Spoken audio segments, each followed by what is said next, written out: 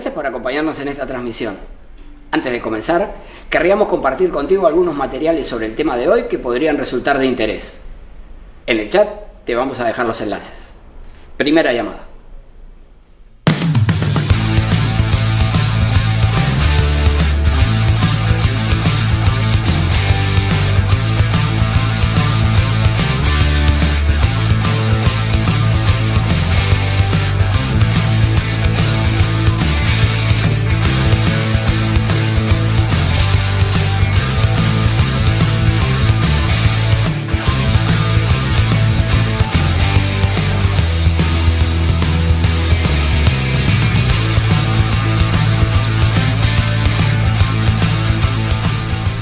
Ya estamos por comenzar la transmisión, pero antes quería pedirte que si te interesan nuestros contenidos, nos sigas en nuestras redes sociales. En el chat vas a encontrar los enlaces. Cuando regreses, estaremos comenzando. Segunda llamada.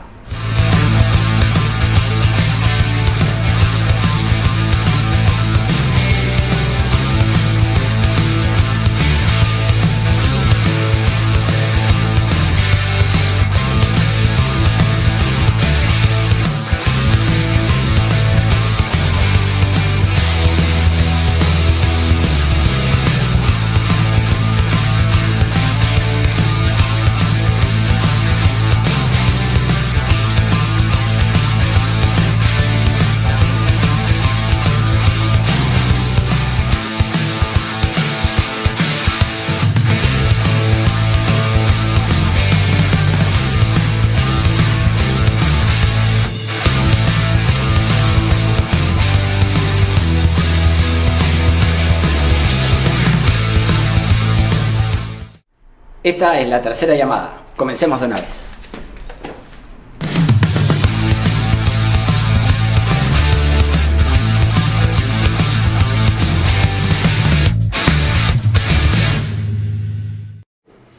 Hola, ¿qué tal? Muy buenas tardes. ¿Cómo están ustedes? ¿Cómo les va? Comenzamos un nuevo programa de la segunda temporada de El Constitucional, que se sigue transmitiendo a través de nuestra página de Facebook, Omar.Sar, por televisión abierta a través de Onda Digital, canal 18.4 en Lima, por Cable Más, canal 791, y a través de la plataforma de LP Pasión por el Derecho, que es una entidad de referencia jurídica y brinda capacitación a miles de profesionales. El Constitucional es, como decimos siempre, un programa multimedia que se transmite por web, por redes sociales, por televisión abierta y también por cable. Si no lo ves es porque no quieres. Pero ahora, además, puede ser considerado un programa interactivo porque compartimos con ustedes los códigos QR de las fuentes que vamos a citar, de modo que con su celular pueden seguir directamente el material que estamos ofreciendo. Vamos, ¿qué más puedes pedir? Le vamos a pedir nosotros a ustedes que nos dejen por favor su like en esta transmisión. Es muy importante que el algoritmo comprenda que ustedes nos están escuchando y que les interesa nuestro contenido, tal como preguntamos en nuestra cuenta de Instagram, Omar Sarese, digo yo, por si la quieren seguir también allí. Y que nos dejen su like en esta transmisión y se incorporen como colaboradores de nuestra página de Facebook, Omar.Sar, para llegar a más gente. Hoy vamos a analizar las reformas que se han introducido o que, por mejor decir, se van a introducir en el nuevo Código Procesal Constitucional. Y decimos que se van a introducir por cuanto el Congreso ya aprobó la autógrafa de la reforma. Como ustedes saben, el Congreso delibera sobre una iniciativa legislativa, la debate en comisiones, se dictamina en las comisiones del Congreso y una vez que se aprueba en la comisión se emite un dictamen. El dictamen se debate en el Pleno del Congreso de la República y con la aprobación del Pleno se forma la autógrafa de la ley. Ojo, todavía no es ley. ¿Por qué? Porque hay que remitirla al Poder Ejecutivo. En este caso, el Poder Ejecutivo observó dicha autógrafa como surge del documento que podrás acceder si siguieras este código QR que estamos compartiendo contigo. Por algo decimos que el Constitucional es un programa interactivo. Anda aquí, enfoca con tu celular y vas a poder seguir ese enlace y te va a conducir al documento que contiene la observación del Poder Ejecutivo. Y aún cuando esto es correcto, el Ejecutivo observó la iniciativa, debemos mencionar que esa observación que formuló el Poder Ejecutivo se basa en razones de oportunidad, más que en razones de orden constitucional, y que en el Congreso se ha anunciado que insistirán en la aprobación de la reforma. Como ustedes saben, el artículo 108 de la Constitución establece que el Poder Ejecutivo puede observar total o parcialmente las normas, como ha sucedido en este caso, en el caso de la iniciativa que aquí compartimos, y por otro lado, también establece que el Congreso puede insistir en la aprobación de la norma con una mayoría del número legal de congresistas.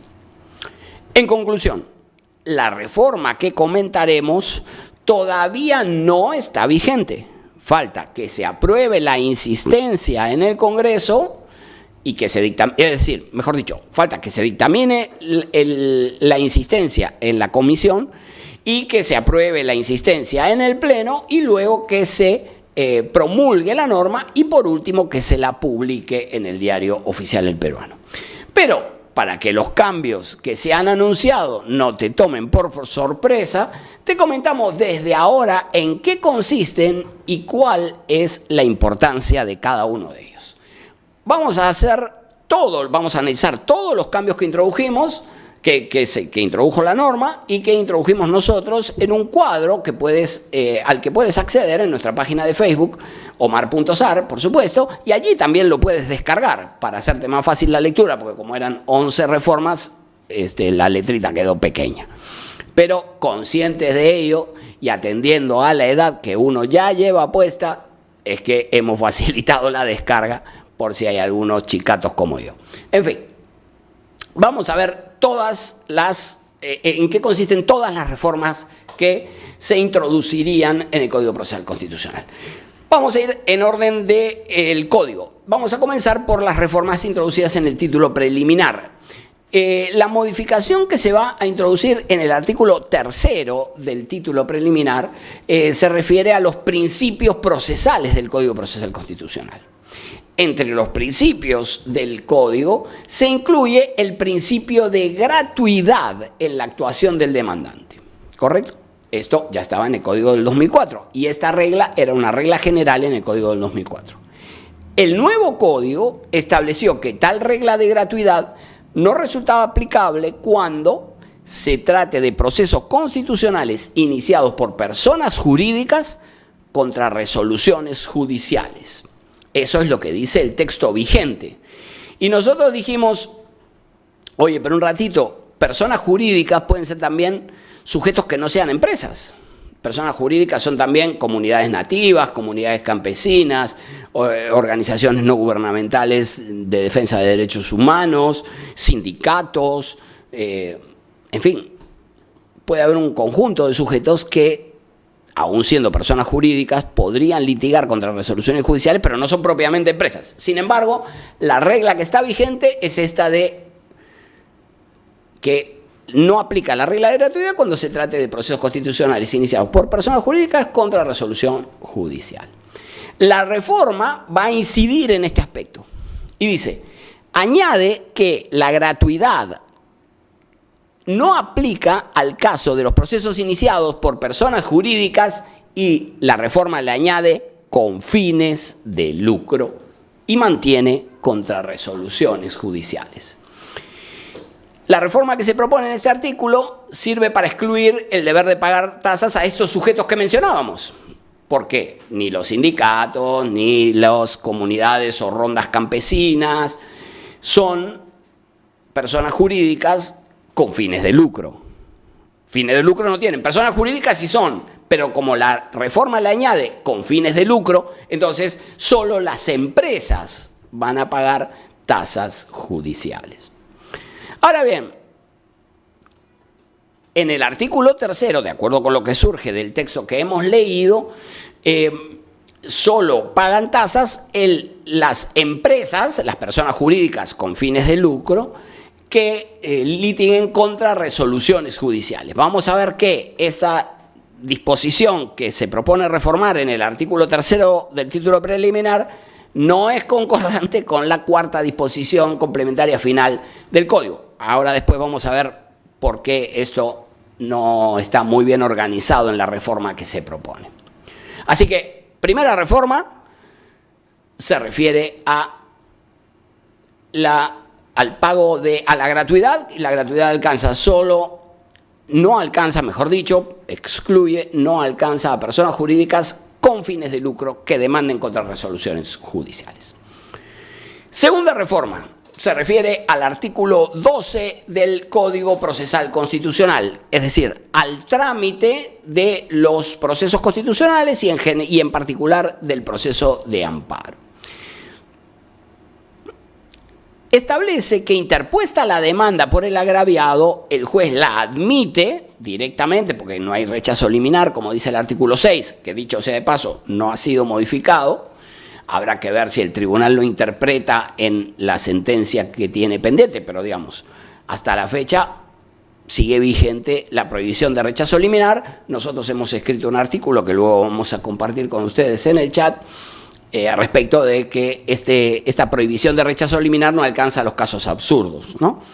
Pero, vamos, esa disposición del artículo 6 queda vigente. Y establece que el juez admite a trámite la demanda, no importa lo que se demande, el juez la admite a trámite y señala fecha y hora para la audiencia única.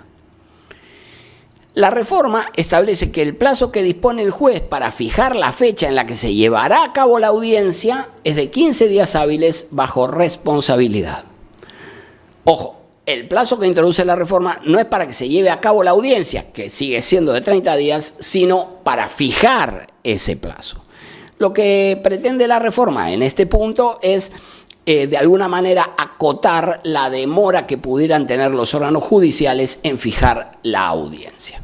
Como ustedes saben, si el juez acaba declarando improcedente la demanda, prescindirá de la audiencia, ¿correcto? Pero en principio debe fijarla al admitir la demanda y debe admitir todas las demandas, así que todos los casos tienen que tener fecha de audiencia en el auto admisorio. Así que esta es la segunda reforma relacionada con el trámite. Se establece un máximo de 15 días para fijar la fecha de la audiencia. Vamos a la tercera reforma. Modifica el artículo 18. Como ustedes saben, las disposiciones generales de los procesos de tutela de derechos tienen la regulación propia de las disposiciones generales y además tiene las medidas cautelares, los recursos y la ejecución de la sentencia y la actuación inmediata de la sentencia. Tiene estos tres temas.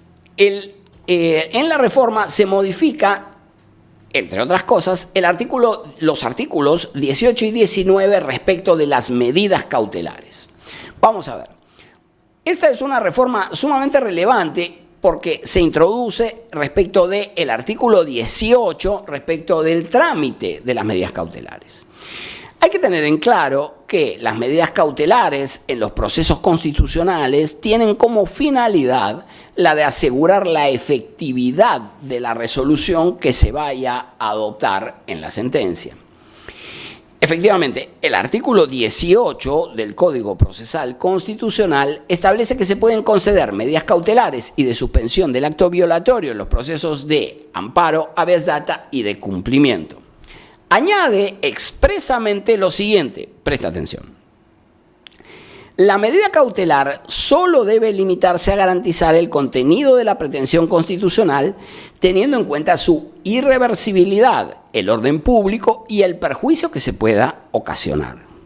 El juez, atendiendo a los requisitos, dictará la medida cautelar sin correr traslado al demandado. Esta es la regla general de las medidas cautelares, ¿correcto? Así funcionan en el Código, por ejemplo, en el Código Procesal Civil. No le avisas al demandado, dispones la medida y una vez que has establecido la medida, la comunicas al demandado. Esa regla general es la regla general que se mantiene en el artículo 18.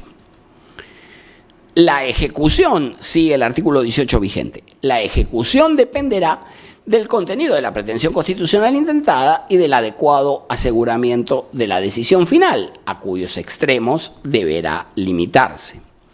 El juez puede conceder la medida cautelar en todo o en parte. Muy bien, hasta aquí se mantiene la regulación del Código vigente. La reforma propone añadir un párrafo estableciendo lo siguiente: tratándose de medidas cautelares respecto de procesos de selección de obras públicas o de ejecución de estas, se notifica la solicitud cautelar a la parte demandada para que haga valer su derecho en el plazo de 10 días hábiles. La sala resuelve en el término de 5 días hábiles de formulada la oposición. A ver, de esta regulación surgen dos aspectos que son cruciales. Primero, en el Código se había establecido una regla general sobre las medidas cautelares. Las medidas cautelares se concedían sin correr traslado al demandado. El legislador propone introducir un caso excepcional cuando se trate de medidas cautelares respecto de procesos de selección de obras públicas o de ejecución de estas obras públicas. En estos casos, la medida cautelar ya no se concederá sin traslado, sino que deberá correrse traslado a la parte demandada, que hará valer su derecho en un plazo de 10 días. Y además, la disposición dice, la sala resuelve en el término de 5 días. De modo que, aun cuando la norma no lo diga, creo que debería interpretarse en el sentido de que esta medida cautelar no tramita ante el juzgado especializado junto con la demanda, sino que se plantea en la instancia superior, ante la sala especializada. Es decir, que cuando se interponga una medida cautelar en un proceso de amparo que se vincula con procesos de selección o ejecución de obras públicas, entonces la medida, 1, tramita con traslado y 2, tramita ante la sala especializada, es decir, ante la sala superior. En este caso sucede algo parecido a lo que pasaba en la versión original del Código Procesal Constitucional del 2004 con las medidas cautelares respecto de resoluciones del ámbito municipal o regional, solo que ahora se trata de las que se vinculen con procesos de selección o de ejecución de obras públicas. Así que la regla general es la de que las medidas se conceden sin traslado, salvo que se trate de medidas cautelares que afecten los procesos de selección o de ejecución de obras públicas. En estos casos se concede previo traslado con trámite ante la sala superior. Pero en relación con las medidas cautelares no se modifica solo el artículo 18 que acabamos de comentar, sino que adicionalmente también se modifica el artículo 19 del Código Procesal Constitucional. El Código establece que las medidas cautelares se pueden plantear en cualquier momento del proceso, ¿correcto? En cualquier momento del proceso, pero obviamente en todo caso antes de la sentencia. Si fuera después de la sentencia ya serían medidas de ejecución o de actuación inmediata, pero digamos, las medidas son cautelares cuando se trata de aquellas que tramitan antes de la decisión. En los procesos constitucionales no se admiten las medidas cautelares anticipadas ni las medidas cautelares fuera del proceso. Efectivamente, el legislador en el Código Procesal Constitucional estableció que no se aplican supletoriamente al ámbito constitucional las disposiciones del Código Procesal Civil siguientes. Por ejemplo, los artículos 618 y 636. ¿A qué se refieren estos artículos? A medidas anticipadas y medidas fuera del proceso. Así que, en nuestro caso, hay exclusión expresa de estas medidas cautelares. Excluye también el 630 respecto de sanciones por medidas innecesarias y cancelación. Y excluye también los artículos 642 a 672, siempre del Código Procesal Civil, que son las medidas cautelares específicas de los procesos civiles. Ahora bien, el punto es que la reforma incide sobre la exclusión que existía en el Código Procesal Constitucional vigente respecto de las medidas cautelares, de la exclusión del artículo 621 del ámbito de las medidas cautelares. A ver, concordante con la reforma que ya hemos comentado que se propone implementar en el artículo 18 del Código Procesal Constitucional, se propone modificar el artículo 621 con el siguiente texto. Se excluye la aplicación del 621 salvo que se trate de procesos de selección de obras públicas o de ejecución de estas, a que se refiere el último párrafo del presente artículo. En los procedimientos de selección de obras públicas o de ejecución de estas, la medida cautelar se acompaña de contracautela, consistente en una carta fianza solidaria, incondicionada, irrevocable y de realización automática a primer requerimiento en favor del Estado, con una vigencia no menor de 6 meses, debiendo ser renovada por el tiempo que dure el proceso y otorgada por una entidad con clasificación de riesgo B o superior, autorizada por la Superintendencia de Bancas, Seguros y AFPs, o estar consideradas en la última lista de bancos extranjeros de primera categoría que periódicamente publica el Banco Central de Reserva del Perú. Les prometo que todo esto dice la reforma. El juez, ojo, el juez puede desestimar la medida cautelar si considera que el monto de la carta fianza es insuficiente para garantizar la reparación de los daños y perjuicios que puedan resultar de la medida. A ver, vamos a resumir este enredo. En buena cuenta, las medidas cautelares, 1, van a tramitar con traslado. 2, van a tramitar ante la sala superior. Y cuando se traten de estas medidas cautelares respecto de la ejecución de obras públicas, además van a tener que pagar contracautela. Y el juez podrá desestimar la medida si considera que el monto de la carta fianza ofrecida para garantizarla, que tiene que tener los requisitos que acabamos de leer, resulta insuficiente. ¿Correcto? Entonces, tenemos un nuevo trámite y requisito eventual de contracautela en el nuevo escenario. Esto es decir, cuando se trate de procesos de medidas cautelares que se refieren a procesos de selección de obras públicas o de ejecución de estas. Así que aquí tenemos un muy importante cambio en las medidas cautelares. El siguiente, que involucra tanto al artículo 18 como al artículo 19 del Código Procesal Constitucional. El siguiente cambio que vamos a analizar está ahora en el capítulo de los recursos y se refiere al recurso de agravio constitucional. El artículo 24 del nuevo Código Procesal Constitucional establece que en el Tribunal Constitucional es obligatoria la vista de la causa y la falta de convocatoria de la vista y del ejercicio de la defensa invalidan el trámite del recurso de agravio constitucional.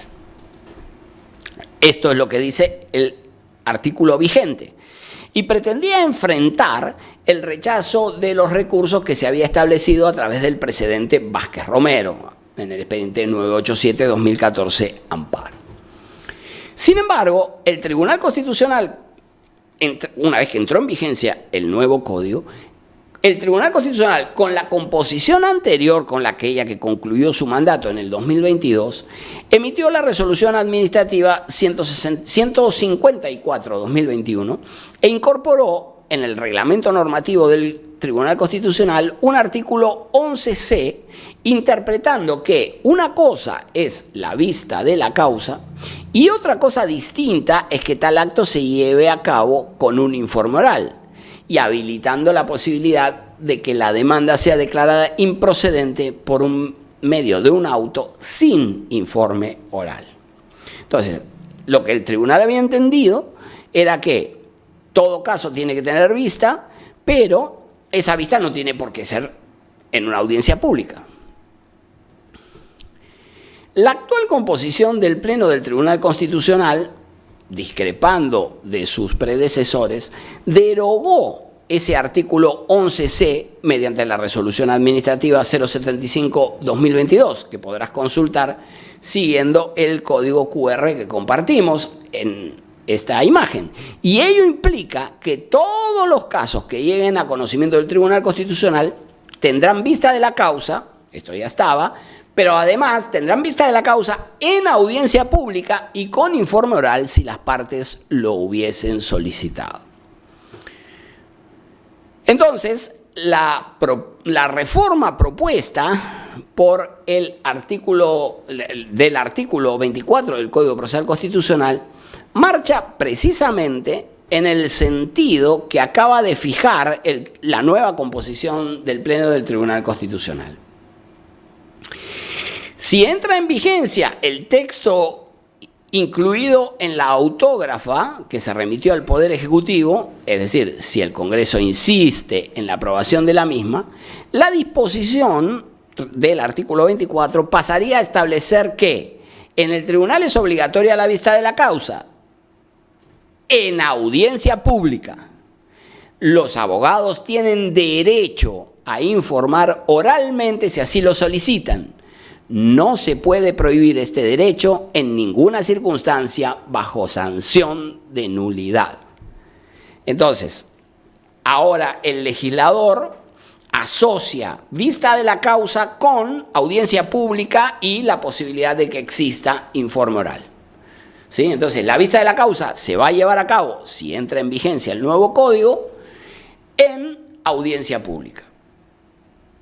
Y los abogados tendrán un derecho a informar si así lo solicitan.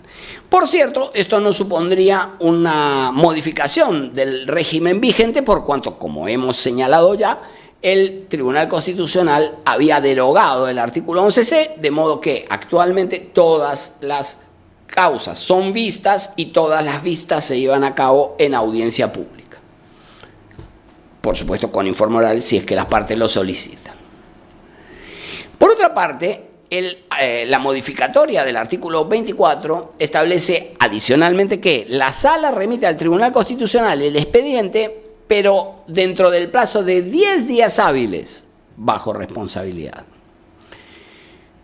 Subrayo esto porque en el Código vigente el plazo es de 3 días hábiles, de modo que el legislador modificaría este plazo que tiene la Sala para remitir el expediente al Tribunal Constitucional, es decir, la sala ante la que se interpuso el recurso para remitir el expediente al Tribunal Constitucional, lo eleva de 3 a 10 días. Entonces, en resumidas cuentas, el recurso de agravio constitucional no sufriría en la práctica una gran modificación, pero sí quedaría planteado, ya no en el nivel del reglamento normativo del tribunal, sino en el nivel superior de la ley orgánica, en este caso la ley orgánica que regula los procesos constitucionales, es decir, el Código Procesal Constitucional, quedaría establecido que audiencia pública e informe oral son un acto que debe realizarse conjuntamente con la posibilidad del informe oral. Y se pasaría a establecer que el plazo para elevar el expediente ya no sería de 3 días, sino de hasta 10 días. Por otra parte, se modifica también el artículo 28, o se propone modificar, o se modificaría el artículo 28 del Código Procesal Constitucional. La reforma incluiría también el tema relacionado con las costas y costos del proceso para enfrentar el caso de las demandas maliciosas, especialmente en materia de procesos de habeas data. De hecho, el Tribunal Constitucional ha establecido que el recurso de agravio constitucional no procede para el cuestionamiento de la regulación de costas y costos, y además ha impuesto cuantiosas multas a abogados que presentaron demandas que el tribunal ha interpretado como evidentemente maliciosas. En esa línea, la reforma que se propone introducir en el Código exceptuaría del pago de costas a las autoridades o funcionarios demandados cuando se trate de estas demandas identificadas como maliciosas. Y adicionalmente se reformaría el artículo 28 del Código Procesal Constitucional estableciendo que en los procesos de habeas corpus, amparo y de cumplimiento, el Estado solo puede ser condenado al pago de costos. En los procesos de habeas data, el Estado está exento de la condena en costas y costos. ¿Sí? Fíjense, en los procesos de amparo, de habeas corpus y de cumplimiento, el Estado podría ser condenado a pagar los honorarios de los abogados si fue vencido. En el proceso de habeas data no podría ser condenado al pago de honorarios de los abogados. ¿Correcto? Este es el contenido que se introduciría en la modificatoria del artículo 28 del Código Procesal Constitucional en relación con la regulación de las costas y costos procesales. Por otra parte, y esta es una reforma muy importante, se modificaría el artículo 42 del nuevo Código Procesal Constitucional. Este artículo estableció que al aprobarse que las demandas de amparo contra resoluciones judiciales ya no tramitarían en primera instancia ante los jueces especializados, sino ante las salas, y por ende la apelación será resuelta por la Corte Suprema. Esta es la regla general. En el Código del 2004, todos los procesos tramitaban ante los jueces constitucionales. Por lo tanto, todas las apelaciones tramitaban ante las salas superiores. Muy bien. El código vigente, el nuevo Código Procesal Constitucional, modificó esa situación y dice: todos los procesos tramitan ante los juzgados especializados, salvo el amparo contra resoluciones judiciales, en cuyo caso se iniciará ante las salas. Y claro, como inician en este caso ante las salas, la apelación tramitará ante la Corte Suprema. Pues bien, esta excepción que el nuevo Código Procesal Constitucional estableció respecto del amparo contra resoluciones judiciales va a expandirse. Presten atención. El proyecto de reforma propone añadir a este supuesto de trámite ante las salas especializadas con apelación ante la Corte Suprema, es decir, al amparo contra resoluciones judiciales, las demandas de amparo que se dirijan contra laudos arbitrales, contra un procedimiento de selección de obra pública o de ejecución de estas. Recuerden que en este sentido se habían modificado también las medidas cautelares, estableciendo el deber de traslado, costas y trámite ante el superior y garantía contra cautela, perdón, no costas. Y entonces también tramitaría ante las salas especializadas con apelación ante la Corte Suprema cuando se trate de demandas de amparo contra decisión de órganos del Congreso dentro de un proceso parlamentario. Entonces, ya no sería un caso aquel en el que conocería la Corte Suprema en apelación, sino que pasarían a ser 4. Amparo contra resoluciones judiciales, eso ya está en el Código Procesal Constitucional vigente.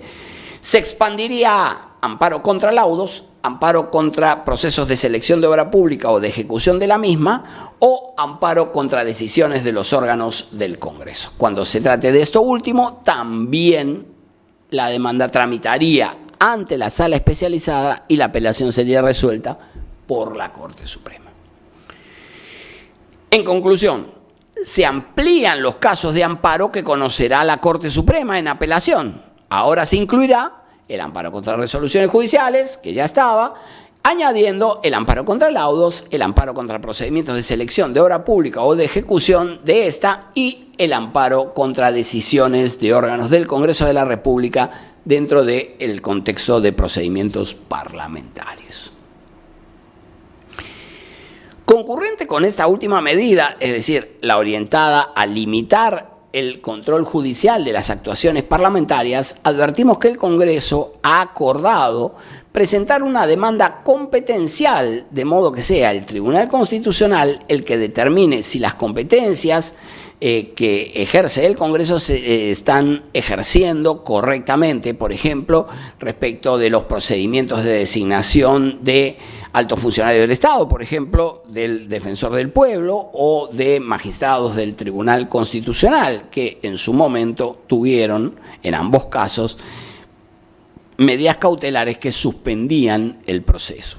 Por otro lado, también hay una medida cautelar que suspende el proceso de reforma de la SUNEDU. En fin, hay una serie de medidas judiciales que han suspendido procedimientos parlamentarios.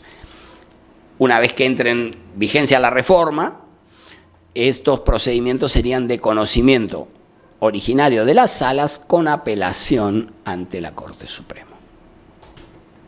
Así que esta es otra muy considerable reforma que tendría lugar si es que entra en vigencia la autógrafa que aprobó el Congreso y que remitió al Congreso, al Poder Ejecutivo, y que el Ejecutivo observó, aunque el Congreso aparentemente iría a insistir en la aprobación de la misma.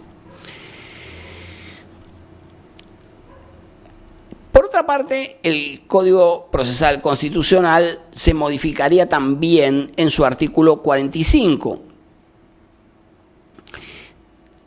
El Código estableció desde su origen que el plazo de prescripción de la demanda de amparo contra resoluciones judiciales firmes sería de 30 días hábiles, mientras que en el resto de los casos el plazo de prescripción sería de 60 días hábiles. Salvo cuando se trate de afectaciones continuadas, de amenazas contra derechos fundamentales, de la afectación de derechos que ocurren por omisión o de cuestionamiento de normas autoaplicativas. En estos casos se excluye la causal de improcedencia del 7.7, es decir, la del plazo de prescripción, que como decíamos es como regla de 60 días y excepcionalmente de 30 días cuando se trate del amparo contra resoluciones judiciales. La reforma que se propone introducir en el Código Procesal Constitucional reduce el plazo de prescripción del amparo también cuando se trate de laudos arbitrales a 30 días. Es decir, el régimen que antes tenían solo las resoluciones judiciales, es decir, el plazo de 30 días de prescripción, aplicaría ahora también al cuestionamiento de laudos arbitrales. La reforma del artículo 45 que estamos comentando introduciría el siguiente texto. Tratándose del proceso de amparo iniciado contra resolución judicial o laudo arbitral, el plazo para interponer la demanda es de 30 días hábiles y se inicia con la notificación de la resolución o laudo arbitral que tiene la condición de firme. Entonces, este plazo de prescripción de 30 días, que era solo para las resoluciones judiciales, si se introduce finalmente la reforma del Código, pasaría a incluir las resoluciones judiciales y también el cuestionamiento de los laudos arbitrales. Vamos a ver brevemente las últimas 3 reformas que nos quedan.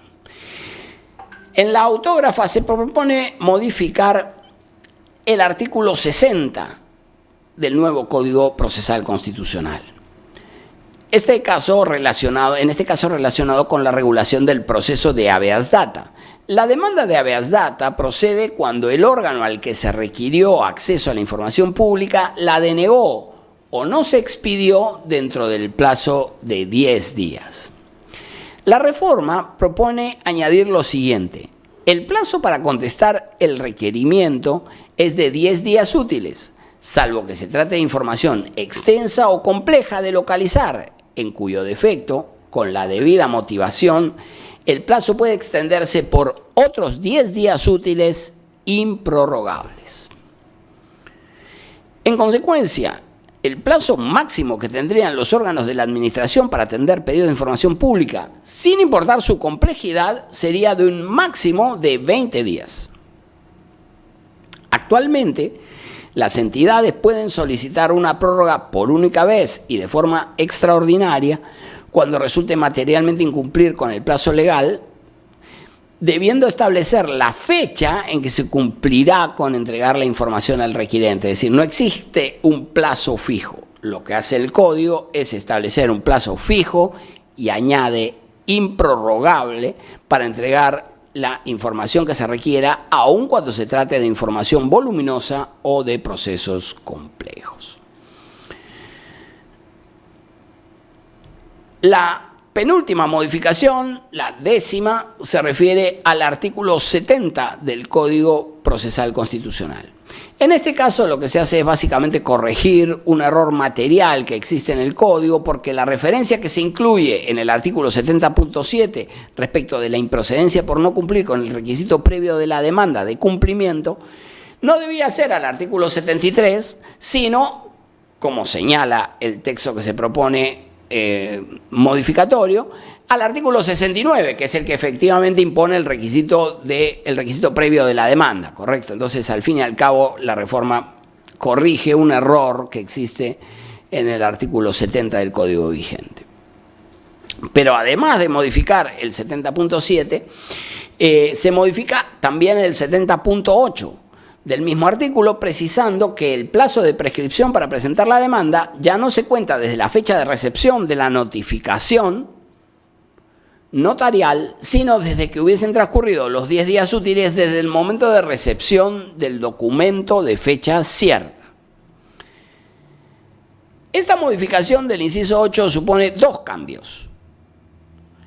Supone también que no será ya indispensable el requerimiento por vía notarial, bastando que se haga por documento privado que tenga fecha cierta, es decir, que cuente con el sello del órgano a quien se dirigió la comunicación y que es el que debe cumplir con el deber presuntamente omitido. Así que tenemos también esta reforma en los artículos 70.7 y 70.8. Corrección de errores y limitación del plazo. Por último, se modifica también, o se propone modificar a través de la autógrafa, la cuarta disposición complementaria final del Código Procesal Constitucional. Y esta pasaría a establecer lo siguiente. Presta atención. Los procesos constitucionales se encuentran exonerados del pago de tasas judiciales, como ya dijimos al analizar el artículo 3, con excepción de los procesos de amparo contra resolución judicial, como también dijimos en el artículo 3. Pero acá añade contra laudo o proceso parlamentario interpuesto por personas jurídicas con fines de lucro.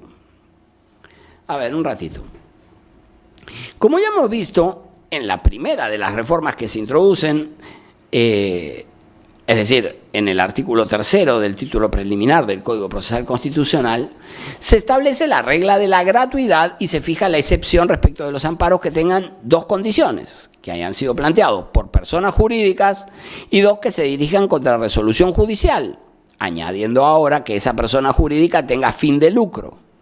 Muy bien. Sin embargo, la cuarta disposición final y transitoria, complementaria final, establece que el pago de tasas alcanza, además del supuesto previsto, es decir, del amparo contra resolución judicial, también al amparo contra laudos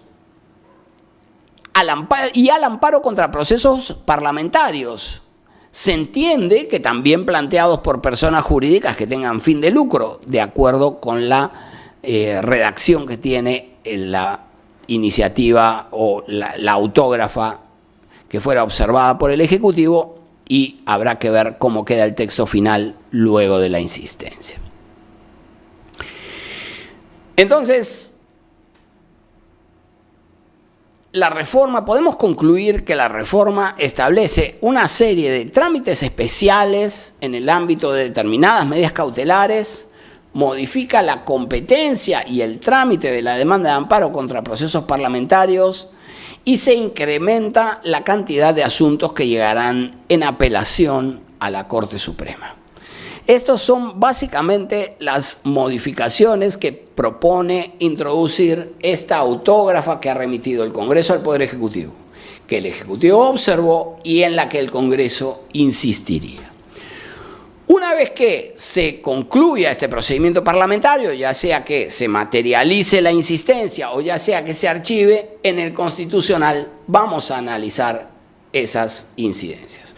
Por ahora, te dejamos esta alerta sobre las modificaciones que se podrían introducir en el Código Procesal Constitucional. Lo vamos a dejar aquí. Muchas gracias por acompañarnos. Recuerden dejar su like en esta transmisión, compartan este video e incorpórense como colaboradores de nuestra página de Facebook Omar.Sar. Los esperamos la semana próxima en una nueva transmisión de la segunda temporada de El Constitucional. Muchas gracias. Ya nos vemos.